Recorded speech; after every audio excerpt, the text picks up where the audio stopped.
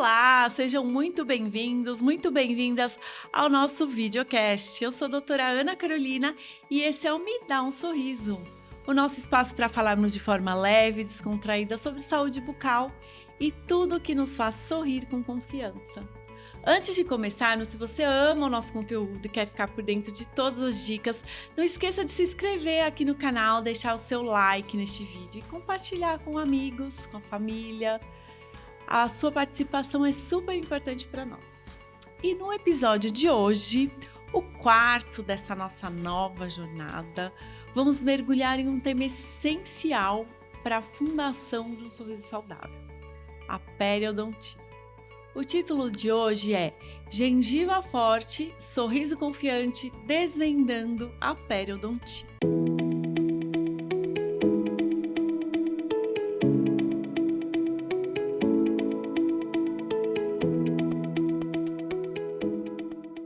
E para desvendar todos esses segredos da periodontia, eu trouxe uma convidada mais que especial. A convidada do episódio de hoje é a doutora Juliana Cristina Peixoto Conceição, uma periodontista que une ciência e paixão. Ela é formada em odontologia pela Universidade Federal de Pernambuco e mestre em biologia oral pela Faculdade de Odontologia da USP, especialista em periodontia, a área que cuida da saúde da gengiva e dos tecidos de suporte dos dentes. Com uma trajetória que a levou de São Luís do Maranhão a Recife, Pernambuco e posteriormente a São Paulo. E ela encontrou na periodontia a verdadeira vocação. Também é professora universitária e recém-aprovada para ingressar no doutorado em periodontia pela Unicamp. Parabéns, doutora Ju! Doutora Juliana é a prova de que dedicação e estudo transformam sorrisos. E eu tenho a honra de tê-la atuando há 2 anos lá na clínica Ceodonto Estética, trazendo a sua expertise para garantir que a base do seu sorriso seja forte e saudável. Ju, é uma honra, um prazer imenso ter você aqui no nosso podcast, trazendo todo o seu conhecimento. Seja muito bem-vinda. Obrigada, Ana. Para mim é uma honra ter recebido esse convite. Vai ser uma experiência totalmente inédita para mim participar desse podcast, mas vamos lá. Vamos lá, vai ser o primeiro podcast. Espero que dê certo. Sim, com certeza, doutora Ju. Então me conta, explica um pouquinho, vamos contextualizar quem é a doutora Juliana, né? Já falei aí de São Luís Maranhão, Recife, São Paulo, mas antes de tudo, por que odontologia? Quando você decidiu ser dentista, por que odontologia? É uma boa pergunta. Às vezes a gente está tanto na correria da vida, do trabalho, que a gente não para se atentar a perguntas que deveriam ser óbvias, né? A gente ainda tem que pensar um pouco. Por quê, né? Por que essas escolhas? Mas a odonto, para mim, eu acho que ela foi uma semente que foi plantada logo cedo, naturalmente. Eu, desde pequena, minha mãe sempre cultivou em mim, no meu irmão, na família, o hábito de fazer visitas regulares no dentista, né? Cuidar mesmo, prevenir, que é muito importante, né? E aí, isso eu acredito que genuinamente foi entrando. Então, eu sempre foi um ambiente que eu gostava, que eu me empolgava. Quando ela dizia, hoje a gente vai no dentista, era uma festa. E aí, eu me sentia muito à vontade naquele ambiente. Tinha curiosidade de entender tantos instrumentais, Comigo foi assim tantas também. Máquinas, tantas coisas eu assim. Ficava deslumbrada com aquelas gavetinhas, aquelas coisinhas. Isso, e sempre um brinde, né? Dos odontopediatras. Então, tudo isso, a experiência sempre foi boa. Eu nunca tive uma experiência desagradável. E aí, eu acho que isso foi entrando ali no meu subconsciente, no meu inconsciente. E quando chegou a hora de realmente escolher o curso, eu já sabia que teria que ser da área da saúde, e aí eu acho que essa sementinha que foi plantada floresceu nessa hora. E o que te trouxe para São Paulo? Por que a decisão de vir para São Paulo? Eu sempre tive alguns objetivos aí ao longo da carreira, né, da formação, e um deles que foi tomando forma foi a vontade de entrar ali no meio acadêmico, na docência, porque eu sempre senti que era um caminho para mim, que poderia ser, né? Que eu tinha afinidade por essa área. E aí, da metade para o fim da faculdade, eu comecei a pensar mais sobre isso. E ver as possibilidades, né? De mestrado, né? Universidades, programas. E aí, não demorou muito, por conversas, trocas com professores, né? Que acabam te abraçando ao longo da formação. Eu acabei me deparando com um programa de mestrado da USP, né? E aí foi o primeiro contato para eu optar por ele. Então, escolhi vir para São Paulo com o objetivo de fazer a carreira acadêmica aí, né? De entrar na docência e aí iniciar o mestrado, na sequência no doutorado. Ai, que legal. E aí agora você atua na área de periodontia, né? Então explica para o pessoal qual é o papel do periodontista, né? Da periodontia no cuidado com o sorriso. A periodontia é a especialidade da odonto, né? Que lida com as estruturas de sustentação do dente. Então a gente trabalha principalmente com tudo aquilo que circunda o dente. Vai desde a gengiva até o osso, né? Passando pelo que a gente chama de ligamento periodontal. E aí, o papel do periodontista principalmente vem da prevenção, né? A gente trabalha nessa área, nessa região nobre aí que a gente chama, porque essa região serve de base e sustentação para todo o resto, né? Tudo que vem do sorriso começa pelo periodonto. Então, o periodontista atua na prevenção de doenças, no tratamento de doenças, e também na modelação, organização aí dessas estruturas. O que a gente ouve muito, né, sobre gengivite, né, Sim. e periodontite. Qual que é a diferença entre essas duas doenças, gengivite e periodontite? Bom, a gengivite é uma inflamação, uma condição inflamatória que está atrelada à região da gengiva. Então, a gengivite, ela é, como o próprio nome já sugere, né? Ela está bem localizada e bem determinada. Se restringe à inflamação na gengiva. E como o paciente sabe que ele está com gengivite, tem como saber? Qual que é o principal ali? Existem alguns sinais clássicos, né, que a gente chama, que sempre a gengiva vai mostrar, opa, algo está acontecendo comigo, tem alguma coisa errada aqui. E o principal deles é o sangramento. Ela sempre começa a te alertar, a te alarmar através do sangramento. Que deve ser o cartão de alerta ali, o cartão amarelo, para o paciente procurar atendimento para verificar o que pode estar acontecendo aí com essa gengiva. Então, o primeiro sinal, um dos sinais, se a gengiva estiver sangrando, é sinal de que ela não está normal. Com certeza, ela não está normal. Então, precisa de um tratamento. Exato. A periodontite a gente pode falar como uma evolução da gengivite, né? A periodontite é quando a gente já tem essa doença, essa inflamação atrelada ao osso e ao ligamento, né? Então, é um avanço, uma evolução. Só que, diferentemente da gengivite, a periodontite ela tem um caráter irreversível, tá? Porque quando essa doença atinge essa região de osso e ligamento, se instala ali um processo de destruição. Essas estruturas começam a ser destruídas e uma vez que elas são destruídas, a gente não consegue recuperar o que foi perdido, né? Então, esse é o perigo da periodontite. É você deixar o curso da doença seguir e você ir perdendo e perdendo as estruturas. E aí, o que você indica, doutora Ju, que fica mais assim para os pacientes, né? Por exemplo, a questão o paciente percebeu que ele está com um sangramento gengival. Tem muitos pacientes que, ao passar o fio dental, tem sangramento, né? O que você indica, assim, quando a pessoa já identifica que tem um sangramento gengival, que tem algum problema? Tem algo que ela possa fazer ou só no dentista? Olha, a primeira coisa é realmente procurar o atendimento, né? Procurar o dentista, procurar o periodontista, né? Mais especificamente, para poder a gente fazer o diagnóstico, né? Então, a partir do diagnóstico é que a gente consegue traçar os caminhos para ajudar o paciente a solucionar. Então, sem dúvida, procurar o atendimento, procurar a informação, procurar o tratamento é indispensável. Sim. E a questão da prevenção, né? Eu gosto muito do desse tema de prevenção, de orientação dos pacientes, né? Uma coisa que a gente pega muito lá na clínica, né? A gente se dedica bastante a isso, né? Porque a odontologia é baseada na prevenção, né?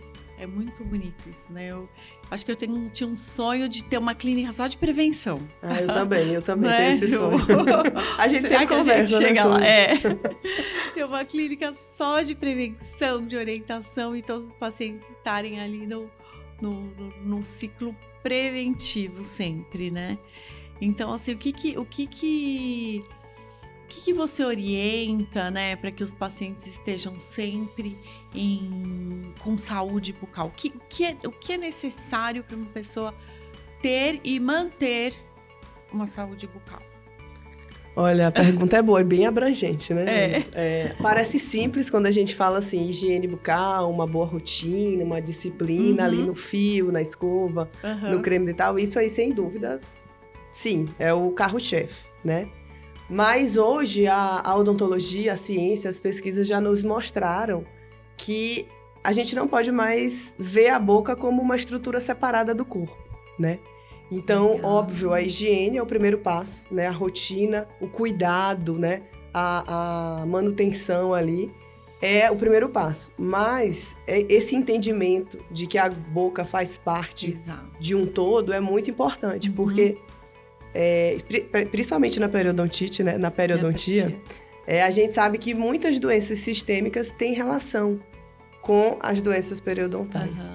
Então, isso também é cuidar da saúde bucal. Quando você se cuida também como um todo. Então, o paciente que tem algumas condições sistêmicas muito comuns que a gente encontra por aí, como diabetes, né? Doenças cardiovasculares. É um começo. Tratar essa parte sistêmica também, cuidar, monitorar essas taxas. É muito importante para você também ter uma saúde bucal em dia, alinhada. E, obviamente, as visitas regulares, né? A prevenção passa pelo acompanhamento, pelo cuidado com o dentista, pela orientação. Às vezes, o paciente acha que está fazendo ali certinho, que a rotina dele está legal, que ele está usando os dispositivos de higiene correto. E ele não faz ideia que não. Então, é muito importante, não só para a gente fazer a consulta clínica, técnica, mas para a gente também orientar o paciente como usa o fio, né? A melhor técnica de escovação que vai se adaptar à realidade dele, né? Qual o creme dental que a gente também pode indicar para o caso dele, porque cada caso é um caso. Tem uma indicação. Né? Isso. E aí a gente só consegue fazer isso na consulta, para a gente entender, ter essa troca, né? Para entender como que tá aí a saúde bucal do nosso paciente. A consulta de prevenção, né, de orientação é muito, muito importante, né? Muito, muito. Fundamental. Hoje em dia, até o que a gente fala, né? É que a odontologia não é mais uma profissão puramente técnica, né? De ali resolver problema, né? Abrir buraco, fechar buraco. Tem quebrou, conserta. Né? Formou uma cárie, põe uma massinha. Não, né? A gente tem... O dentista hoje, ele tem uma visão muito ampla, né? De que a saúde bucal está conectada com toda a saúde geral, né? E é importante que os pacientes tenham essa consciência também, né? De que hoje em dia uma consulta com um dentista, com essa visão, né, atual, ele vai passar por uma consulta de prevenção, né?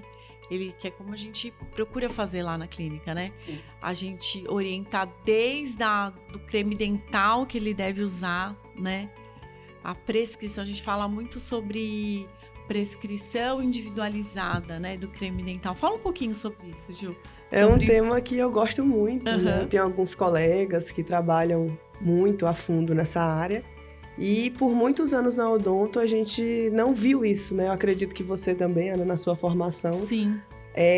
Não tivemos um espaço. Nós passamos por todas as especialidades de uma maneira geral, né? Durante a graduação. Mas a parte do creme dental não tem um momento só para ela. Porque parece ser algo corriqueiro, algo ali que todo mundo sabe, né? E não precisa se aprofundar. Mas muito pelo contrário. Hoje a gente tem uma gama de cremes dentais no mercado e cada um com uma indicação, porque tem componentes adicionais ali que vão ajudar em funções específicas. Então, às vezes, o paciente acha que qualquer um, ele escolhe ali pela cor, pela embalagem, talvez o que ele acha que... o influencer indicou, isso o que o também, né? está usando. Que é algo que tem acontecido muito. Então, ele acaba escolhendo aleatoriamente, né? Sem entender o porquê daquela escolha, com tantas opções, né? Só que a gente sabe que cada opção, cada creme dental tem uma indicação, né? Então, como, por exemplo, pacientes que sofrem com sensibilidade, é algo recorrente que a gente encontra no consultório, eles tendem a ir direto e tudo que eles veem com sensibilidades, eles acham que vai ajudar, que vai, mas não é bem por aí, né? Ele precisa passar no dentista para que a gente entenda qual é o caso dele, de onde vem essa sensibilidade. Qual creme dental para sensibilidade pode ser eficiente no caso dele. Então, é uma área aí muito importante e está diretamente ligada à nossa prevenção, né? Ajuda a prevenir muitos problemas futuros que, às vezes, a gente não faz ideia, né? A utilização de um creme dental errado, né, equivocado, pode causar problemas, né? Esses dias mesmo eu estava com uma paciente com muita sensibilidade. Muita sensibilidade. Eu tenho sensibilidade para comer um alimento ácido, não consigo chupar uma laranja de manhã, não consigo tomar uma água gelada ou quente. E aí, naquela entrevista, mas que creme dental você usa? Sim. Uso aquele clareador. Falei, mas você já vai ter, né? Assim, falei, bom, já tá completamente errado, né? Muito provavelmente esse creme dental é o que tá causando toda essa sensibilidade, esse desconforto, né? Então, assim, é muito importante a gente conversar com o paciente, né? Então, por isso que a consulta, ela precisa ser uma consulta, não é uma consulta de 5 minutos, né? Sim. De 10 minutos, às vezes a gente precisa explorar, né, todos esses itens com o paciente, né, para poder entregar um trabalho para poder devolver a saúde bucal para ele, né? Com certeza. Desde do creme dental que ele está usando, né, até o tratamento final que ele vai receber. Perfeito, isso mesmo. E a gente, é o que a gente chama da nossa anamnese, né? A anamnese é esse momento que a gente tem com o paciente, não da cadeira, né? Da gente instrumentar, de usar um aparelho ali. É o momento da conversa, de entender a realidade do paciente, como que funciona o dia a dia dele, o que ele faz, quais são os hábitos dele, o que ele gosta, a alimentação. Tudo isso hoje a gente já sabe que tem impacto na saúde bucal. Então, esse momento da anamnese é fundamental para que também o plano de tratamento seja bem delineado, né? Para que possa ser traçado para ele o melhor caminho e tendo em vista que é para ele. Não é uma receita de bolo, né? Que o que eu prescrevo para a Ana vai ser igual ao que eu prescrevo para o João.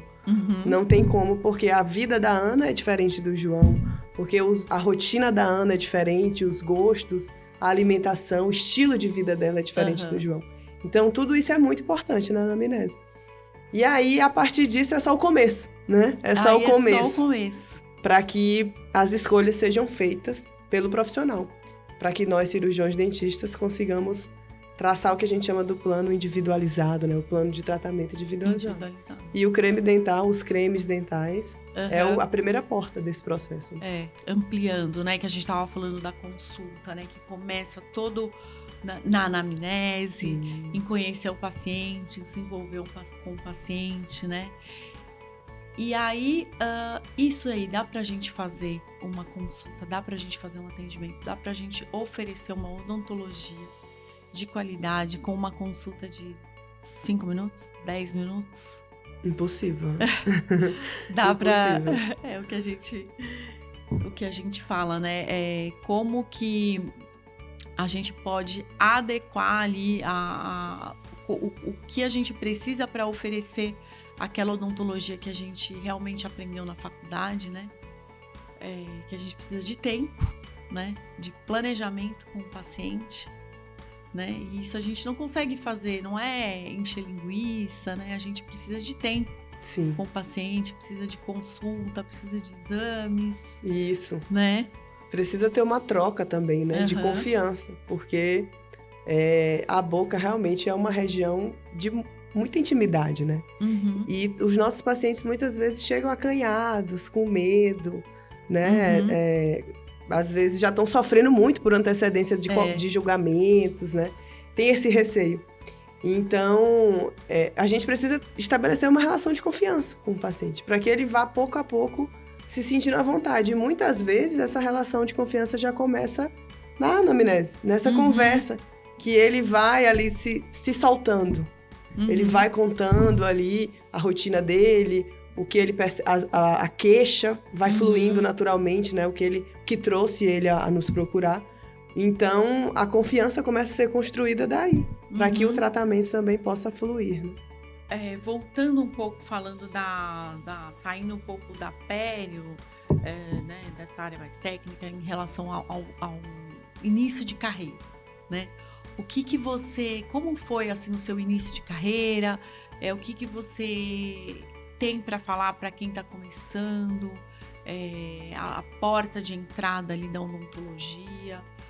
Os lugares para trabalhar. Tem muita gente que está começando na profissão, que assiste a gente aqui e se inspira em você, né? Além de você ter entrado nessa área de acadêmica, você sempre esteve no consultório, né?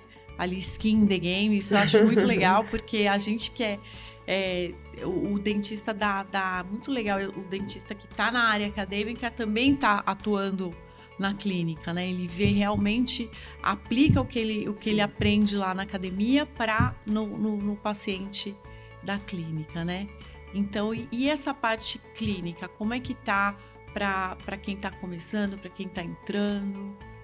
Olha, eu acho que o primeiro passo é você tentar identificar ali quais são as suas afinidades, né? Na odonto.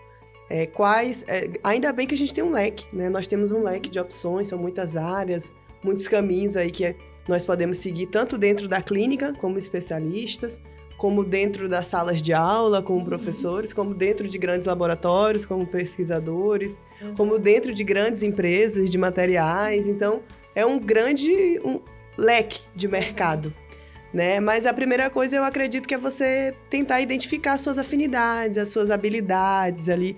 Qual é o contexto que você se sente mais à vontade? Tanto numa área clínica, num atendimento, como também no momento de estudo, que você possa perceber ali qual é a área, né, do conhecimento que você tem maior familiaridade. Não que eu acho que seja simples você identificar isso, mas eu acho que é um começo muito importante, porque ali, a partir dali, você já consegue ter uma ideia das opções, né, que você tem dentro daquele universo. E aí, depois disso, depois que você escolhe, não é fácil, né? Como eu falei, é difícil, pode demorar, às vezes leva anos, e cada um tem o seu tempo. Às vezes a gente acha que é aquilo, aquela área, aquele contexto, aquele mercado que é o nosso, e depois de anos é que a gente vai perceber que não era bem assim, que era outro. Todo mundo, cada um tem seu tempo, mas o importante é identificar, né, esse momento. E aí, depois que você passa por esse processo, vai fundo, né? Depois você entende ali qual que é a área que você se sente à vontade, seja esculpindo um dente, fazendo uma anatomia, seja unindo ali o sorriso com a face, seja no ambiente de cirurgia. Então, a partir disso, você vai fundo. Se é na cirurgia, o que é que eu posso fazer dentro da cirurgia, na odontologia? Já é uma coisa interessante. E aí, quando você identifica, se sente seguro nesse ambiente, segue em frente, se aperfeiçoa, escolha andar com bons profissionais, escolha ser influenciado por bons profissionais, que isso é muito importante. Eu acho que essa troca com outros profissionais, esse processo de inspiração é fundamental, porque você admira ali alguém que você vê, nossa, olha como o que ele faz, se ele chegou, eu também posso chegar, se ele consegue fazer isso, eu também posso fazer. Então, é muito importante, eu acho que é abrangente, mas quando você consegue entender qual é o seu lugar ali, você tem que ir fundo. E nunca deixar de estudar, né? Se aperfeiçoar, porque odonto é saúde, é ciência, está se atualizando constantemente. No caminho, a gente escuta muitas dúvidas, né? Às vezes de quem tentou e não conseguiu, ou de quem já desde o começo acha que não vai dar certo. Isso é algo que atrapalha todo mundo, não só no odonto, mas na vida, né? Então, quando a gente... Pessoa desmotivada, né? Desmotivado, fala, não faça periodontia, não escolha pério porque não tem um resultado financeiro, porque eu conheço alguém que fez e hoje não tá feliz, não deu certo. Ok, você escuta, né? São relatos. Mas se você tem ali na sua cabeça, claro, que é o que você quer e que você vai estudar para ser bom naquilo, que você vai estudar para se diferenciar, para não ser mais um pério ali na gaveta, você vai conseguir naturalmente os seus resultados, os seus pacientes, o retorno. Então, eu acho que é isso, é você conseguir se identificar, ter segurança no que é para ser seu e seguir em frente. É a questão de não parar de estudar, né? Não parar de estudar, seguir bons profissionais, né? Estar junto com profissionais que te elevam, que te complementam, né? Que te inspiram, né? Acho que é muito importante. A gente tá num lugar de crescimento, né? Com certeza. As boas influências. Né? Às vezes pode parecer que não faz diferença, mas é a tal da sementinha que é jogada ali, é cultivada. E quando você anda, troca, acompanha, né? As redes sociais nos proporcionam muito isso hoje. Nós temos a oportunidade de acompanhar profissionais que talvez em outra realidade era muito distante. É verdade. Então, é possível acompanhar. Às vezes você quer fazer um curso de um professor que você admira muito, então você vai lá, escolhe aquilo, vai como meta, faz o curso, realiza esse desejo, se aprimora, se aperfeiçoa. Então, são as boas influências. Agora, você também tem que ter um filtro, né? O filtro aguçado ali para você identificar o que é uma boa influência. Assim, por isso não deixar de estudar, né? Para saber quais são as boas referências, né? Quais são e não esquecer aquilo que a gente aprendeu na faculdade, aquele juramento que a gente fez, né? Não abrir mão dos nossos valores, né? Oferecer uma odontologia de qualidade, né? Como sempre. É a famosa ética, né? Ética, Ai, Ju, e falando aí, voltando a falar de doenças periodontais, qual que é a relação, assim, de doenças periodontal com a saúde geral do corpo, né? Que esse é um assunto importante, né? Que muita gente pergunta, fala-se muito que a periodontite tem alguma relação com problemas de coração, com diabetes. Qual que é aí essa relação?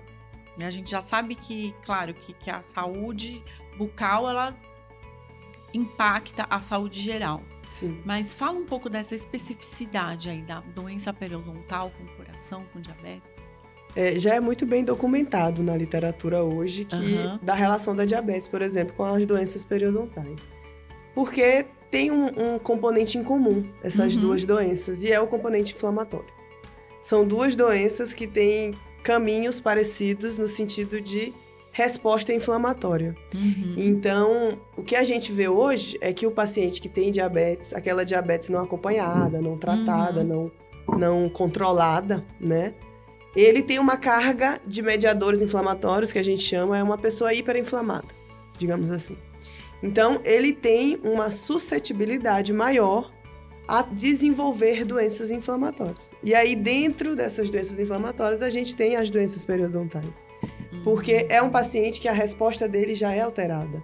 Então, ele já não responde a fatores agressivos como um paciente que não tem diabetes. A resposta imune dele é afetada por causa dessa doença. E, por sua vez, a gente também já sabe hoje na literatura que é bidirecional essa relação. Então, não é só ter a diabetes que te influencia, que te deixa suscetível a desenvolver a doença periodontal. Mas você ter doença periodontal também pode agravar ali a diabetes. Então, é importante o controle das duas, né? As duas ali, então, é o que eu sempre gosto de falar, retroalimentando. É um ciclo que se retroalimenta. E aí, essas doenças compartilham do mesmo caráter ali, inflamatório, e uma potencializa a outra. Então, daí você já entende o risco, por exemplo, que um paciente diabético não controlado, não tratado, corre em relação à saúde bucal. E os problemas de coração? tem alguma relação com doenças periodontais? Também, né? É parte da mesma linha de raciocínio. Que muitas das doenças cardiovasculares também têm componentes inflamatórios importantes. Então, dependem de muitos mediadores, moléculas inflamatórias ali para acontecer. E essas moléculas são moléculas em comum com as doenças periodontais. Então, potencializa. Uma potencializa a outra. Então, se é um paciente que ele está ali com ateroma, né, as famosas placas de gordura, ele é um paciente que está hiperinflamado também. Então, é um paciente que ele também tem a sua resposta inflamatória alterada. E aí, ele vai ter uma resposta exacerbada, que a gente chama. Então, aumenta muito o risco dele ter doença periodontal. São pacientes que precisam ter uma atenção maior, né? Isso. Um cuidado maior ali, visitas mais na prática, né? A pessoa que tem diabetes, o que ela deve fazer? Como que ela deve ser a rotina dela no consultório odontológico? Já deve servir de alerta. O paciente que ele é diabético, ele já deve procurar um periodontista para fazer o mapeamento periodontal dele. Para fazer o mapeamento periodontal dele. Para entender se ele tá com sinal de doença, se ele tá com presença de doença. Para aí sim ele saber se ele precisa de um tratamento ou se ele vai ficar só no que a gente chama de terapia de manutenção, que é o acompanhamento próximo ali do paciente regular, em intervalos regulares. Mas, antes de mais nada, ele tem que descobrir, ele tem que ser diagnosticado. Porque ele, diabético, ele tem maior chance, né? Ele corre maior risco de desenvolver essas doenças. Entendi. E muitas vezes não faz ideia que tá tendo e ele tá. Então, você acha que todo paciente que tenha diabetes ou alguma doença cardiovascular tem que ter uma atenção mais específica no dentista, tem que ir com mais frequência, mesmo não tendo dor, sangramento? É importante ter ali aquela rotina fiel no periodontista. Com certeza. Também é importante falar que as doenças periodontais são silenciosas. Sim. A maneira mais clara que a gente tem de perceber a doença periodontal é através do sangramento, que acaba aparecendo, mas que muitas vezes é menosprezado pelo paciente. Ele não entende que por trás daquilo pode ter um grande problema. Então, são doenças silenciosas. E pacientes que têm essas condições sistêmicas correm mais risco ainda do que os outros, porque como aquilo que a gente veio conversando aqui, tá tudo interligado. Então, sim, o paciente que tem diabetes, o paciente que tem doença cardiovascular, ele já tem que ter um alerta ali, de que é importante ele ir no periodontista para ele saber como tá a saúde periodontal dele, como tá a gengiva dele, como tá o osso dele, será que tá tudo bem ou tá acontecendo alguma coisa que eu não tô sabendo, né? Porque eu posso estar desenvolvendo, já que eu tenho diabetes e eu não sei. Então, é importante, sim, fazer a visita, sem sombra de dúvida. Ter uma visita bem regular, né? Sim. E o paciente saudável, o paciente que não tem diabetes, não tem doença cardiovascular, qual que é a frequência que ele tem que ir ao dentista para fazer uma consulta de prevenção? Eu tô bem, eu não tenho nenhuma cárie, nunca tive, ou sim, tive uma aqui, outra ali. Qual que é a frequência? É de 6 meses? É de 1 ano? Qual que é? Tem uma regra? A gente normalmente temos um padrão, né? Pacientes que não têm histórico de doença periodontal, nunca tiveram diagnóstico de doença periodontal, nós costumamos indicar visitas a cada 6 meses. As visitas semestrais. Já é suficiente para ter um bom controle. Mas, são pacientes que a gente fala dos grupos de risco, né? Os famosos grupos de risco, que são pacientes com doenças sistêmicas, pacientes tabagistas, é um grupo de pacientes muito importante. Se são pacientes que se enquadram aí nesses grupos, ou já tiveram um diagnóstico prévio, um histórico de doença periodontal, esse intervalo... De sangramento, de gengivite. Isso, já tiveram algum diagnóstico em algum momento, esse intervalo tem que ser reduzido. Então, trimestral.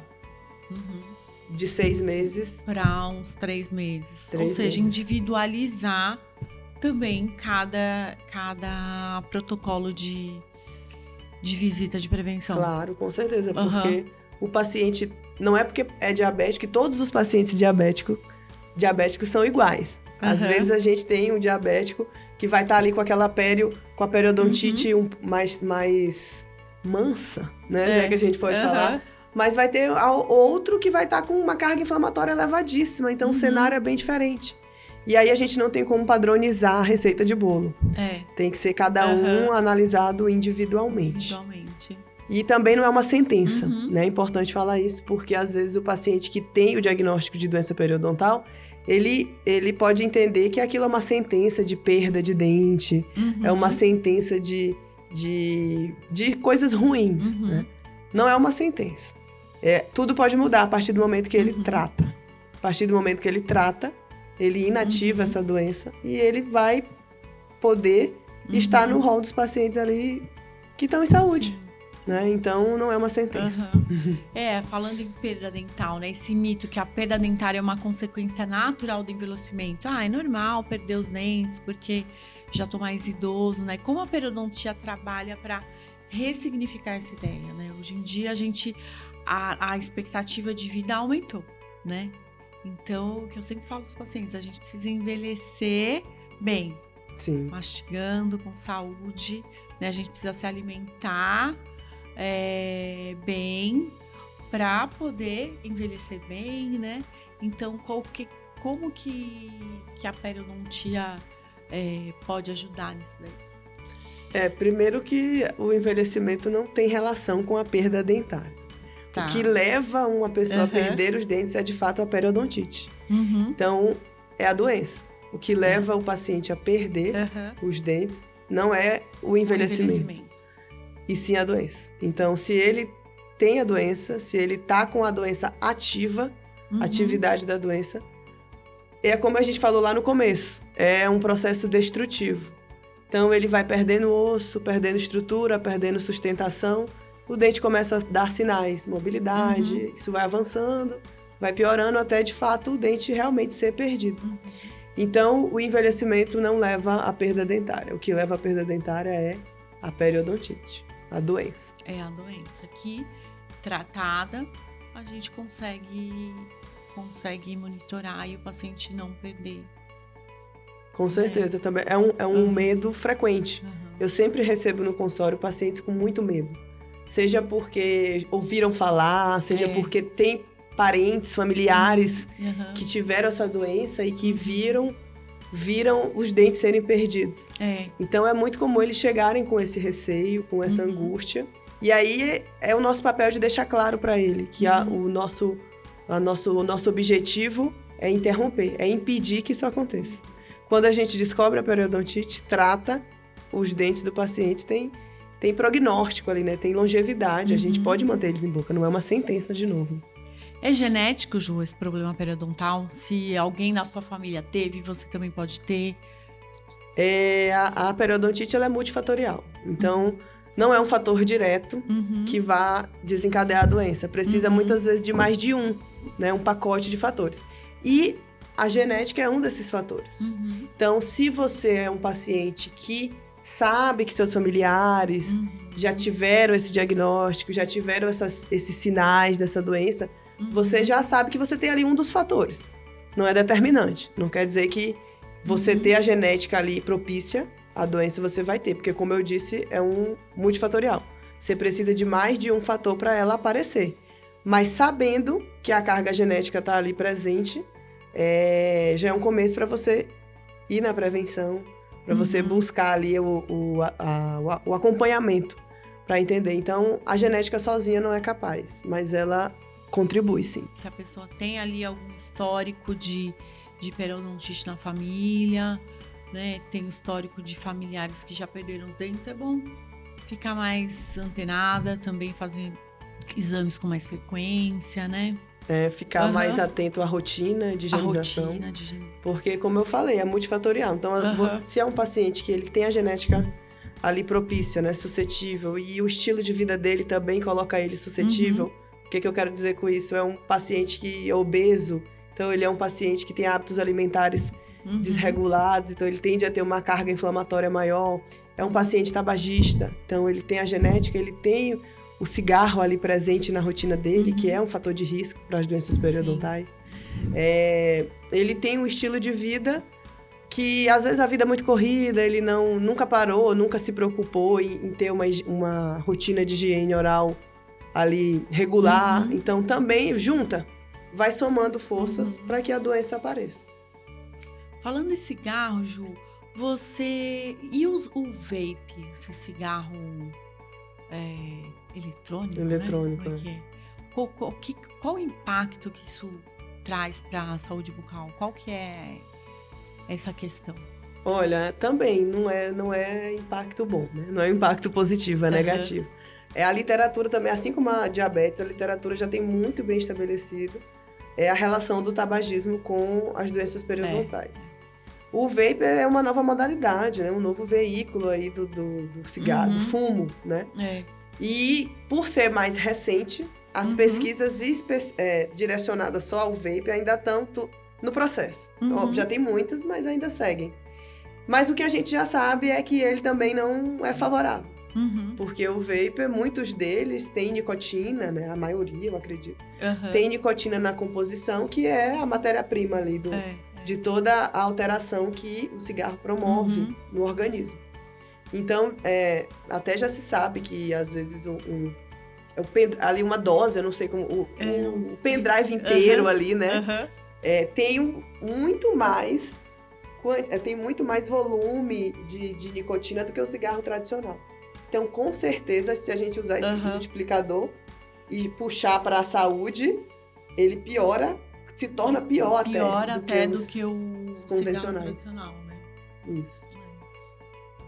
E a gente tem visto muito, né, os jovens, né, utilizando esse vape, né? Tem ali o gosto que é diferente, né? A sensação que é diferente, a praticidade de não ter a combustão ali do fogo, né? Então, tá uma moda, né? Mas eu acho que já foi mais. Acho que vem... Já vem caindo, Vem caindo, ainda bem. Espero que mais. Espero também. Em relação a que a gente falou de prescrição, né, individualizada de creme dental, os pacientes têm muita dúvida também em relação a enxaguatórios bucais, né? Qual que é a eficiência dos enxaguatórios? O paciente... É necessário que eles usem ali todo dia. E também queria que você falasse um pouquinho sobre os raspadores de língua, que a gente também, os influenciadores aí falam muito, né, sobre raspadores de língua. O que você traz aí pra gente sobre isso? É obrigatório usar? Faz parte ali da rotina? Eles entram no grupo que a gente chama de coadjuvante.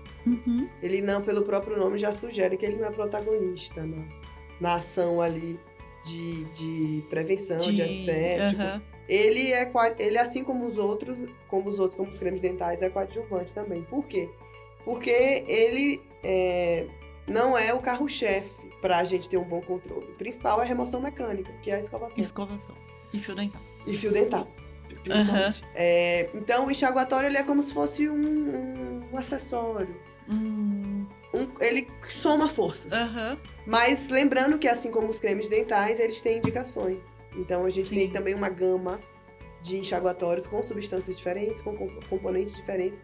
Que Cada também tem a sua indicação. Isso, tem a sua indicação. Mas ele não pode ser entendido como um item fundamental para a higiene, porque ele vai matar, erradicar bactérias, ele vai... Não, o que mesmo te previne e evita é remoção mecânica. Então, é escovação e fio. Eu vejo muito relato de paciente, minha gengiva estava sangrando, eu fiz um bochecho e melhorou. Melhorou ou mascarou? Isso. Acontece frequentemente. Né? Porque nós temos um enxaguante muito conhecido no mercado, que fica disponível nas prateleiras da farmácia, que eu acredito não deveria ser, deveria ter também uma prescrição, porque ele tem um antibiótico na composição, que é o famoso a clorexidina. A clorexidina. Clorexidina 012. E ele tem uma ação, por ele ser um antibiótico, ele tem uma ação bactericida. Ele realmente mata bactérias. Só que para ele atuar 100%, ele precisa que não tenha nenhum bloqueio ali para ele entrar ali na gengiva, atuar, chegar nas bactérias de fato. Então, muitas vezes o paciente está com uma carga bacteriana elevada na região de periodonto, de gengiva. tártaro? O cálculo, cálculo. Ele é que a gente antes popularmente conhecia como tártaro, mas cálculo dental. Ele é como se fosse uma espécie de casa para as bactérias. Então, em cima desse cálculo, dessa placa, dessa pedra, as bactérias fazem morada e formam ali sua vida, seu ecossistema. E, por sua vez, o cálculo ele ajuda a sobrevivência dessas bactérias, porque ele é uma barreira física também. Então, ele impede que até a substância da clorexidina chegue de fato nas bactérias. Então, aquele paciente que só faz o bochecho e não faz o tratamento, que é muitas vezes a instrumentação da região ali que está afetada pela presença das bactérias, ele não vai ter, ele vai estar mascarando, ele não vai ter a ação. O enxaguante não vai conseguir fazer o que ele se propõe a fazer. Porque a comunidade bacteriana segue ali, a causa está ali, a raiz do problema está ali. É daí que vem o mascaramento. E é daí também que eu bato na tecla, tem que ser indicado, tem que ser prescrito. Tem que ser prescrito, né? No momento correto, após a remoção. Tratamento, durante o tratamento. Então, é tudo com cautela, fora efeitos colaterais, que se usar indiscriminadamente, né? E por aí vai, né? Os enxaguantes também têm uma ação cosmética que muitos pacientes gostam, que é aquele frescor, sabor, ok, tudo bem. Isso aí também faz parte. Mas a gente tem que ter... É o nosso papel também orientar eles sobre isso, que não são todos iguais. Que o enxaguante ele não é como a escovação, ele não é como o fio dental. E que ele pode usar, mas se for o caso, né? Pra ele usar, se precisar, se tiver necessidade. E os raspadores? É um dispositivo também, né? Do nosso leque de higiene oral. Muito bom, ajuda na remoção mecânica também ali da língua. Muito eficiente. As pesquisas mostram que comparam o uso dos raspadores de língua com, por exemplo, as cerdas das escovas, né? Que às vezes a gente também usa para fazer a higiene da língua. E mostraram que não tem tanta diferença. Então, os raspadores de língua, sim, é um item muito importante, eficiente, funciona. Mas a ideia fundamental é não deixar de higienizar a língua. Se você se sente melhor, se adaptou melhor ao raspador de língua, excelente. Siga com ele, experimente, gostou, siga. Se você, com a escova, com a cerda da escova, também se sente mais confortável, ok, siga. O importante é higienizar a língua. Porque muitas vezes há preocupação com o dente, com a gengiva, mas também a língua fica de fora.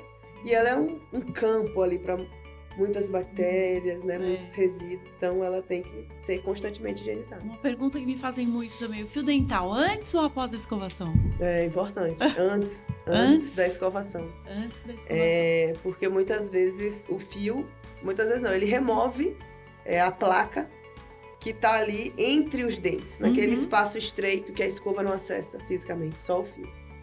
E aí, você usa ele antes da escovação, remove aquelas sujidades que estão escondidas naquelas áreas, joga para a cavidade, vem com a escovação abrangente ali e já faz todo o pacote. Além disso, quando você remove essa sujidade, essa placa ali dessas regiões, você deixa o espaço aberto para que o flúor do creme dental consiga acessar essa região.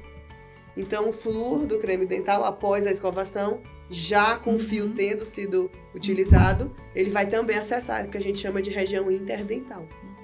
Então, antes é o momento ideal. Gente, olha, depois dessa aula com a doutora Juliana, não quero ninguém com negligência com escovação, hein? Tiramos todas as dúvidas com a doutora. Temos aqui um baita tivemos uma aula, né? E se tiver dúvida, procure o periodontista. Dúvida é normal também, né? É verdade. Nós estamos aqui para orientar e direcionar.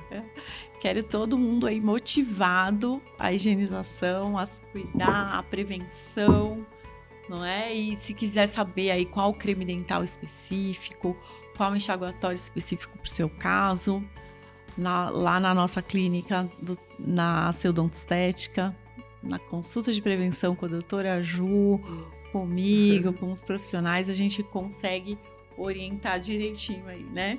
Sobre a retração gengival. Também é um assunto muito comum, né? Os pacientes já vêm com o diagnóstico. Eu tenho retração de gengiva. O que é essa retração? Como ela deve ser tratada? Como que a pério monitora esse problema?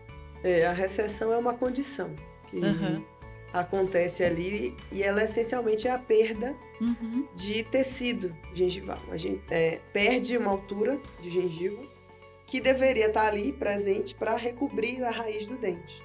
Porque a parte do dente que fica exposta em boca a gente chama de coroa. E a parte do dente que está ali no periodonto é a raiz. E ela deve estar sempre coberta por osso, por gengiva.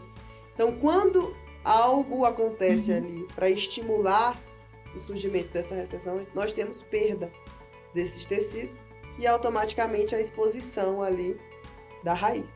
Clinicamente, que é o que a gente vê, é mostrado como a perda da gengiva. O paciente vê que tem uma raiz exposta, a gengiva era mais alta, né, como eles falam, desceu. Então, esse é a cara da recessão gengival. Essa é a manifestação clínica da recessão. E o tratamento depende de cada caso. Parece disco arranhado, mas é isso.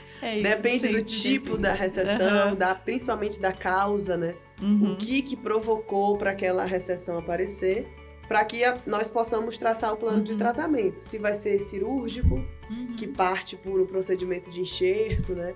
Pegar ali um tecido de outra região, né? Comumente a gente usa do palato, que é a área doadora, que a gente chama, para devolver ali para o paciente o que foi perdido, né? A área receptora. Tem como reconstruir, né? Isso, mas cada caso é um caso. Dependendo do tipo da recessão, nem todas a gente consegue restabelecer, outras sim. Mas não adianta também só corrigir a sequela do problema, que é a recessão, se não entender qual foi a causa do surgimento daquela recessão.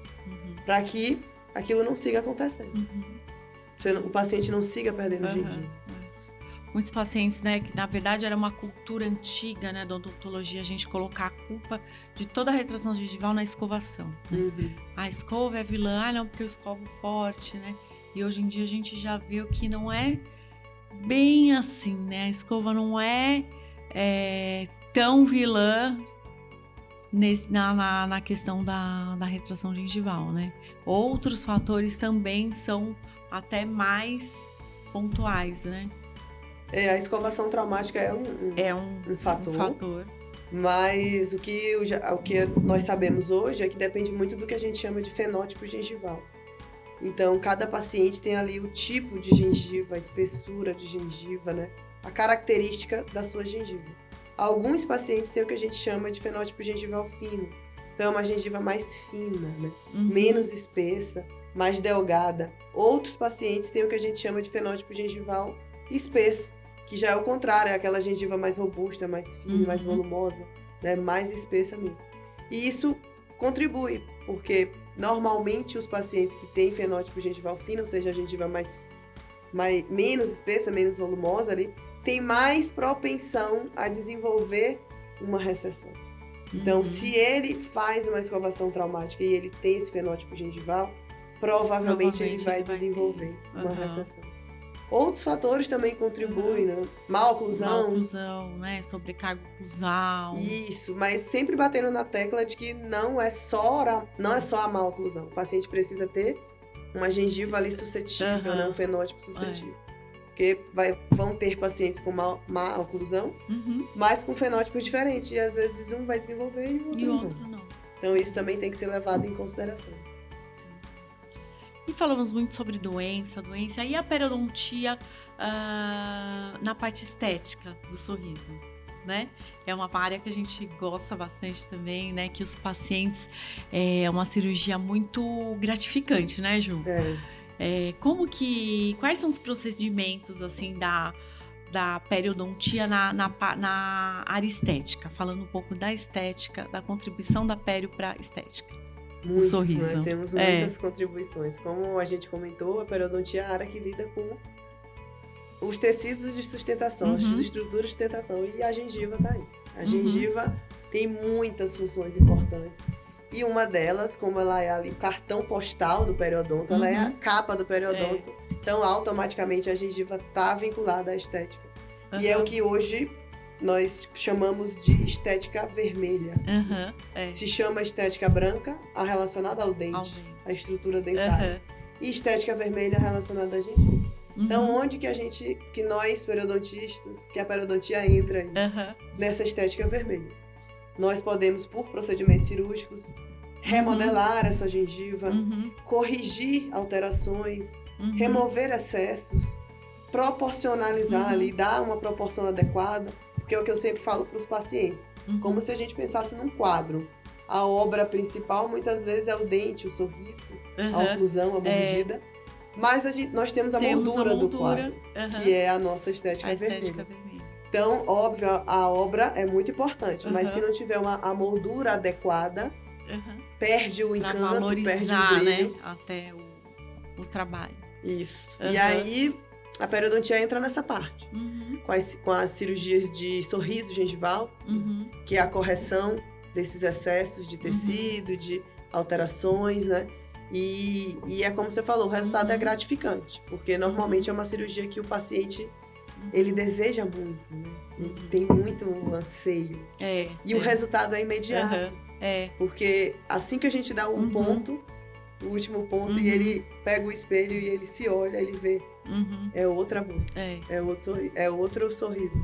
Então, a gente vê a reação dele ao vivo ali, né? Não precisa esperar. É muito bonita a reação dos pacientes, né? Depois que fazem essa cirurgia. E é uma cirurgia que não traz, a gente fala cirurgia, né? O paciente já pensa num risco, em riscos para a saúde, em riscos de... Não é uma cirurgia que traga algum risco para o paciente, né, doutora Ju?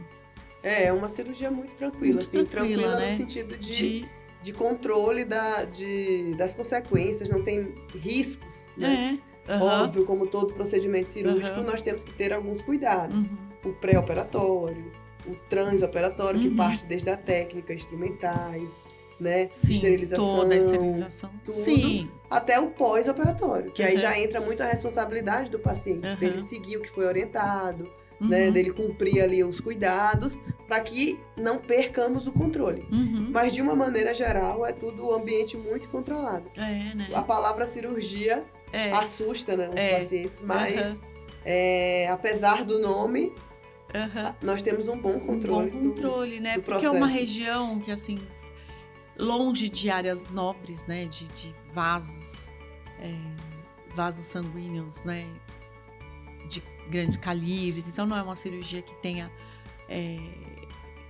uma certa periculosidade, né? A gente não está muito perto aqui de artérias, né? De regiões mais perigosas, vamos dizer assim, né? Então, é um campo seguro. É um campo seguro de se atuar, né? O que você poderia pensar como não seguro é atender ali a expectativa do paciente. Que é como se... porque estética, né? Nós vamos desenhar ali, né? Desenhar a estética vermelha. Então, tem que atender a expectativa dele. Ele tem que se sentir bem com o resultado, com esse desenho que foi feito. Então, é uma responsabilidade nesse sentido também. Mas na parte de riscos de cirurgia... É bem controlado. É bem controlado, né? Isso. E tem o planejamento, né? Que é uma coisa que eu sempre falo, que eu adoro essa parte do planejamento, adoro. A doutora Juliana é primorosa nisso. Todas as cirurgias que ela vai fazer de estética, ela tem ali todo o planejamento digital, né? Fotográfico, toda a tecnologia ali que ela prepara antes. Então, tem todo um estudo antes para conseguir atender a expectativa do paciente, né? Claro. Então, o nosso trabalho não é só ali operando, né, doutora Ju? Começa muito antes. No dia que marcou a cirurgia, a doutora Juliana já trabalhou e muito nesse caso. Ali, né, doutora, é a finalização de todo o trabalho que você já teve antes, né? Com certeza. Então, o paciente, quando ele marca a cirurgia, saiba que a doutora já trabalhou e muito naquele caso, né? A gente já estudou em equipe, né, sobre o caso, já planejou, já conversou com o laboratório, com exames, com laudo, né, reuniões, para chegar no dia da cirurgia com todo o aparato, com toda a segurança, né, de planejamento, né? Isso, E o planejamento é a alma do negócio. Porque a execução da técnica, óbvio, é importante também, mas é algo que nós conseguimos automatizar, reproduzir ali em larga escala. Uhum. E o planejamento é o que vai te dar, é o desafiador, porque é nesse momento que nós vamos entender a individualidade do paciente, entender a característica de cada um, associar a estética vermelha com a estética branca, o formato do dente daquele paciente, a oclusão daquele paciente, né? A face daquele paciente. Então, tudo isso passa pelo planejamento. Não é só chegar lá, vamos cortar a gengiva, vamos tirar essa gengiva, não. Nós precisamos estudar o caso daquele paciente para entender a relação daquela gengiva com as outras estruturas. Porque um sorriso não vem só de uma gengiva e de um dente. Vem de um conjunto. E tudo isso passa pelo planejamento. Estudar essas associações para entender qual o melhor contorno de gengiva para se relacionar com o formato do dente que aquele paciente tem. Para se relacionar com a face daquele paciente, né? O comprimento da face, a proporção, a harmonia. Então, é tudo previamente estudado. Fora as condições individuais de cada paciente, estrutura óssea, fenótipo ósseo, tipo de gengiva, né? Fenótipo da gengiva, a técnica. Então, tudo isso é previamente estudado, planejado com os outros colegas. É muito importante que esse planejamento tenha esse diálogo com os outros colegas, porque para que eu faça o desenho dessa gengiva, eu preciso ter em mente o que o meu colega vai fazer na sequência. O que ele planejou para a estética branca. Como é que ele vai reabilitar ali depois. Então, eu preciso entender... Qual o material que vai ser usado, né? Isso tudo a gente conversa, né, em reunião de planejamento. Né? Com certeza. E não multidisciplinar. Não tem como ser diferente, senão o resultado não chega bom, não chega legal. Não chega, Então, o planejamento é a alma do negócio. É ele que vai ditar as regras, a partir dele que tudo acontece. Se começa errado, se não tem ele... Se não tem, a gente não sabe onde vai chegar, né? Aí fica aquele tratamento. Bom, aí é uma pena que a gente tá chegando no fim, tinha muito mais coisa para que a gente podia falar, né? Mas o nosso tempo já tá acabando.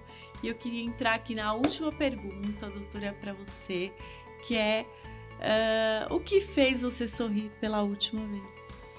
Olha, tem que ser literalmente eu digo há pouco tempo, recente, agora, esse dia hoje. Responda o que veio no seu coração.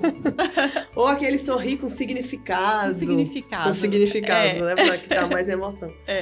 Eu acho que a última coisa que me fez sorrir pode ser mais de uma, com significado. A última foi ter estado com a minha família, como a gente comentou aqui. Eu moro em São Paulo há alguns bons anos, mas não sou de São Paulo. Então, todo momento que eu tenho para estar com a minha família são momentos especiais e importantes. Então, agora, como a gente veio de um período aí de encontro com a família, de estadia de dias em família, com certeza foi um momento que me tirou ótimos sorrisos, né? Estar com meu pai, minha mãe, meu irmão, minha sobrinha. Ai, que gostoso, então, né? Família é a base, né? É a base, é tudo. A outra coisa eu acho que eu sei que você Será? Eu acho que eu sei. E a outra coisa foi o resultado da minha aprovação no doutorado. Foi uma grata e uma notícia muito desejada, batalhada para acontecer. Então merecida. Foi. Ai, poxa, você acompanhou um pouquinho, né, Ana, da estrada? Então, foi com certeza um grande motivo para me fazer sorrir. Vários sorrisos, né? Vários. Ai, doutora Ju, você tá de parabéns, viu? Olha que profissional que nós estamos aqui, né? Com que profissional, que gabarito. E essa doutora aí, a gente ainda vai ouvir falar muito dela, que ela tá decolando aí na odontologia, né? É uma honra ter você com a gente, tanto aqui como lá na clínica. Viu? Torço muito pelo seu sucesso, pelo seu desenvolvimento. que você tenha aí muitos casos de sucesso na sua profissão.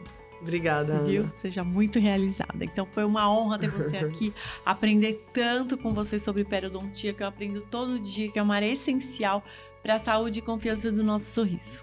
Então, muito obrigada por compartilhar sua paixão conosco. Sempre que precisar, estamos aí.